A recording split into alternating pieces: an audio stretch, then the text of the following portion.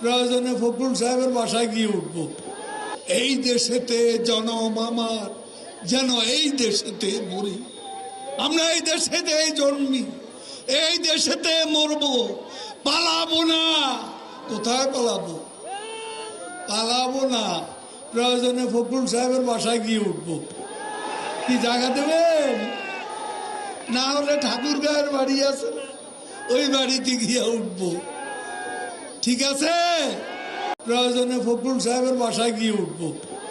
এই দেশেতে জনম আমার, যেন এই দেশেতে মরি। আমরা এই দেশেতে জন্মি, এই দেশেতে মরব, পালাবো না। কোথায় পালাবো? পালাবো না। প্রয়োজনে ফখরুল সাহেবের বাসায় গিয়ে উঠবো। কি জায়গা দেবেন?